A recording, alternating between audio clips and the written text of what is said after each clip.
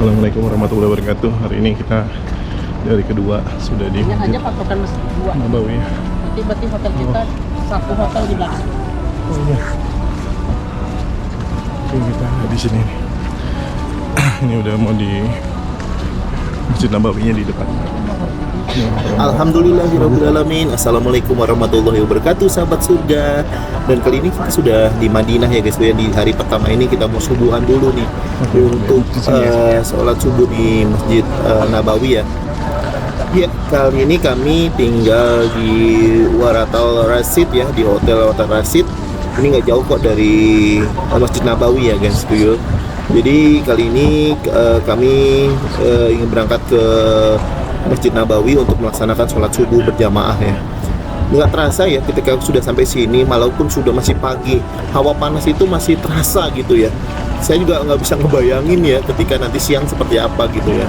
Baik, mungkin yang baru saja hadir, yang baru saja datang akan terasa perbedaan cuaca antara di Indonesia maupun di Madinah. Masjid Nabawi sendiri adalah masjid kedua yang dibangun dalam sejarah Islam dan menjadi masjid terbesar kedua di dunia. Masjid ini dianggap sebagai tempat suci oleh umat Islam selain Masjidil Haram di Mekah. Masjid Nabawi diyakini dulunya adalah rumah tempat tinggal Nabi Muhammad setelah hijrah ke Madinah di tahun 622 Masehi. Bangunan awalnya dibangun tanpa diberi atap. Awalnya Masjid Nabawi juga digunakan sebagai tempat acara sosial seperti pertemuan masyarakat dan digunakan sebagai sekolah agama. Seiring pergantian penguasa di Madinah, pembangunan masjid pun terus dilakukan pada tahun 1909. Awalnya masjid ini berukuran sekitar 50 meter kali 50 meter dengan tinggi atap sekitar 3,5 meter. Nabi Muhammad membantu membangunnya dengan tangannya sendiri bersama-sama dengan para sahabat kaum muslimin. Tembok di keempat sisi masjid ini terbuat dari batu bata dan tanah. Sedangkan atapnya dari daun kurma dengan tiang-tiang penopangnya dari batang kurma. Sebagian atapnya dibiarkan terbuka begitu saja. Selama 9 tahun pertama, masjid ini tanpa penerangan di malam hari. Kita mau cari isi yang bisa mudah buat masuk ke Raudah. Jadi Insyaallah. Ya, hanya di waktu Isya aja diadakan sedikit penerangan dengan membakar jerami. Baik, kemudian melekat pada salah satu sisi masjid dibangun kediaman Nabi. Jadi kediaman Nabi ini tidak seberapa besar dan tidak lebih mewah dari keadaan masjidnya. Hanya tentu saja lebih tertutup. Selain itu ada pula bagian yang digunakan sebagai tempat-tempat orang fakir miskin yang tidak memiliki rumah. Belakangan orang-orang ini dikenal dengan Ahlus Sufah atau para penghuni teras masjid. Kita bisa lihat arsitektur dari bangunan Masjid Nabawi ini. Karena setelah berkali-kali masjid ini direnovasi dan diperluas. Masuk masjidnya. Ada sini ya? Oh iya benar. Ya, kalau kita lihat ya, kalau di Masjid Nabawi ini memang tidak terlalu panas karena di bawah tiang itu terdapat air conditioner ya atau AC ya. Jadi sehingga orang-orang yang duduk di sini akan terasa dingin ya, jadi tidak terlalu panas di dalam Masjid Nabawi meskipun kondisi masjid ini terbuka ya. Nah, kita bisa lihat situ banyak sekali di bawah-bawah tiang itu ada beberapa pendingin udara.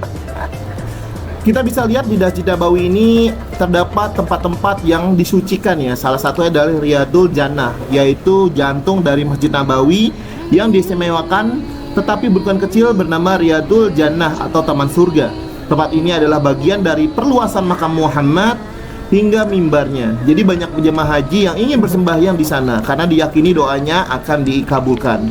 Kemudian salah satu tempat yang disucikan ada yaitu Raudah, yaitu salah satu bagian Masjid Nabawi terkenal dengan sebutan Raudah atau Taman Surga. Jadi doa-doa yang dipanjatkan dari Raudah ini diyakini akan dikabulkan oleh Allah Subhanahu wa taala. Kita bisa lihat ya di setiap sujud Masjid Nabawi ini terdapat tempat minuman bagi para jamaah ya. Ya, ini adalah air Zam-Zam yang diambil dari kota Mekah ya. Di sini terdapat air dingin dan air biasa atau air tidak dingin ya. Di situ ada tulisannya ya, biasanya cold dan not cold ya. Untuk disarankan apabila Anda adalah pendatang baru dari luar Nabawi, sebaiknya tidak meminum air dingin terlebih dahulu ya, karena bisa menyebabkan radang tenggorokan. Sebaiknya minum air zam-zam dengan air tidak dingin gitu ya, atau air biasa.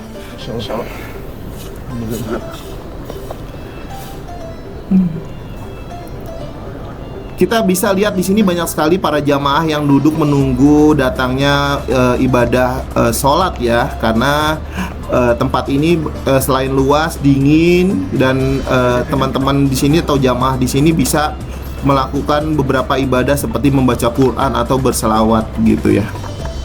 Kita lihat di sini ada juga pelataran yang berisikan burung-burung dara ya. Memang dibiarkan atau dipelihara ya. Jadi banyak sekali pendatang-pendatang di sini yang memberi makan, sehingga mereka bisa bermain bersama orang yang sekitarnya untuk melewat ke dalam lingkungan latar Masjid Nabawi ini. Baik, sahabat surga, itu dia perjalanan kita di hari pertama di Masjid Nabawi. Semoga sahabat-sahabat surga sehat selalu. Assalamualaikum warahmatullahi wabarakatuh.